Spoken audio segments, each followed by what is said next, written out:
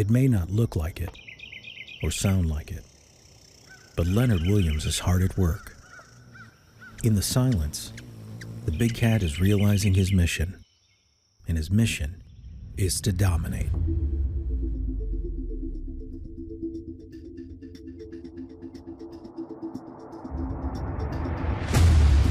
He's the monster. He's relentless. I think he's going to be a Pro Bowler for a long time. He's a complete football player. When you come into the league, your third year is your big jump.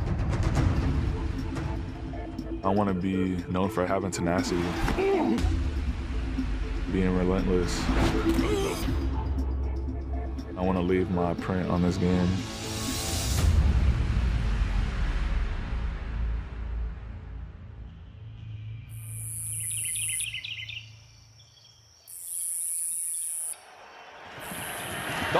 Here they come. Yet again, they get to the quarterback. Leonard Williams. The greatest trait in life is knowing that you love playing the game of football and you love getting after people.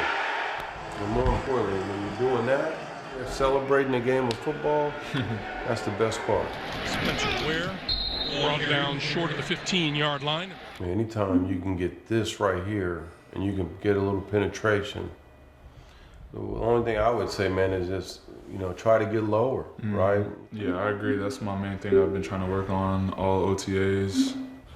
Trying to use that leverage because, being a tall guy, I don't want to use that as an excuse, but I tend to, raise up pretty often. You can't use it as an excuse. Yeah. It can't happen.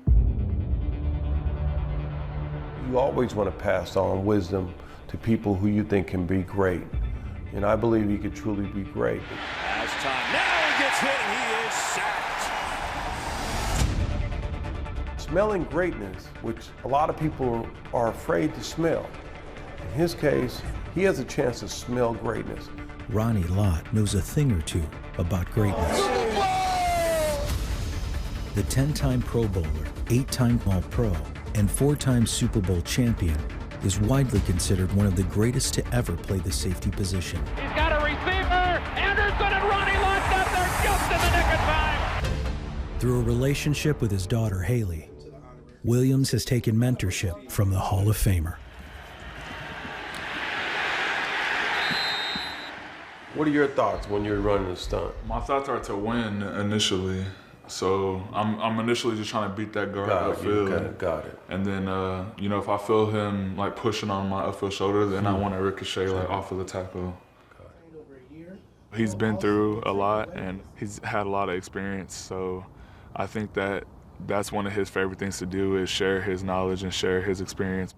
I think that he just sees Leo as someone that he can help out. My dad and Leo have so many similar situations, getting to the NFL so young and just going through that process, and it can be tough, and I think that my dad is just happy to give any guidance that he can.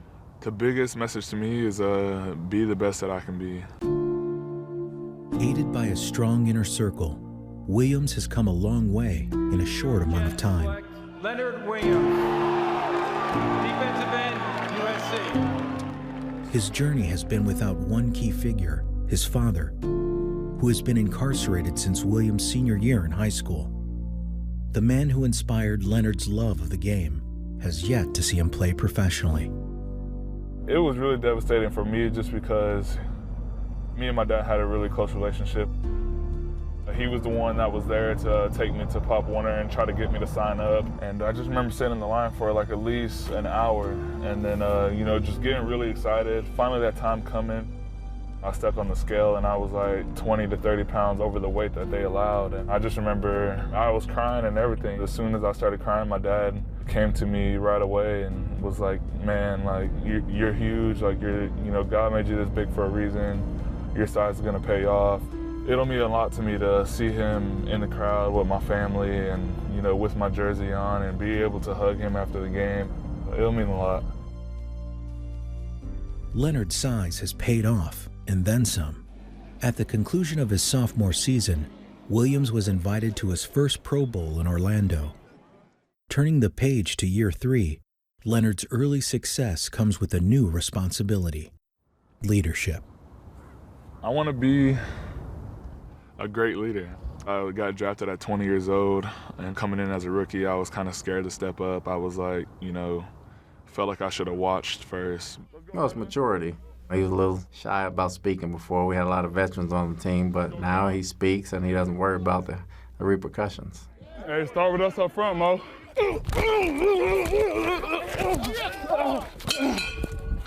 So if we don't like the energy, it's because of us. I think when you think about trying to take steps to be a leader, they are steps. Not everybody can master being a leader at 22, 23 years old. Being a leader is getting people to follow. And the only way you can get people to follow is you got to go out there and do your job. So I think he understands that. Before we can lead others, we have to know who we are, and we have to know how to be our best selves. It would be hard for me to go out and tell other people how to be great if I don't know how to be great myself. Great leaders are well-rounded. Leonard Williams knows that. In preparation for the 2017 season, Williams relocated to the West Coast to prepare himself for his new role. His focus, unlocking his mental and physical potential. Noticing any areas of tension in the body. As you inhale, feel the navel expand. The mental part of the game at this point is the biggest part of my game. Haley actually introduced me to yoga and meditation. We focus on our breath a lot, and in any meditation, you want to work on being the observer to your thoughts. Before yoga, sometimes I'll have all these racing thoughts in my head, and yoga and meditation really helps you just to be in the present moment and be where you're at today. He does have that introverted side when, you have to be in the public eye all the time and people, just kind of on all the time. That's what I think meditation can be for him too, is like this moment of just being with himself. Having that mindful capacity before the day starts, setting intention, and my intention is being the best that I can be. Leonard's best will require both mental and physical fortitude. Using meditation to strengthen his mind, Williams uses MMA training to strengthen his body.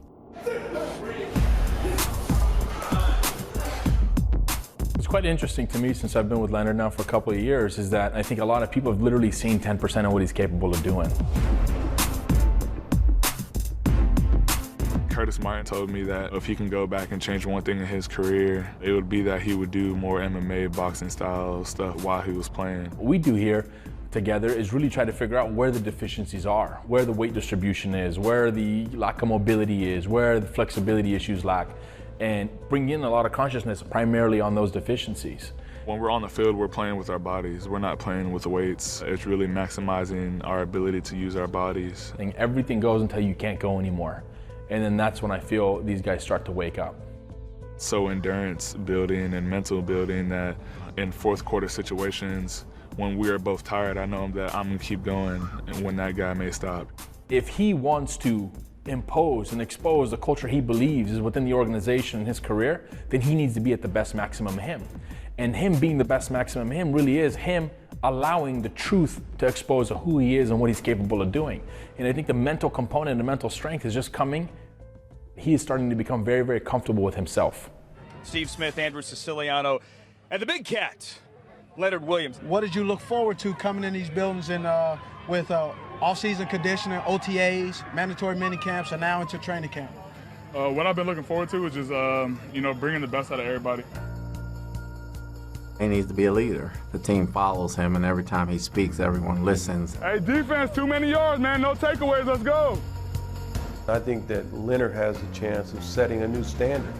He should want to be better than any defensive tackle in the league. The sky's the limit for him. He doesn't have a ceiling. He can be as good as he wants. He line on three. 1, 2, 3. He line. Something I've taken from Ronnie is just go. He should not want anything other than being the best. And what I mean by being the best ever. I want to be a Hall of Famer. I have those intentions, and I want the game to remember me. He knows that there is an expectation that he has to play up to every day for the rest of his career.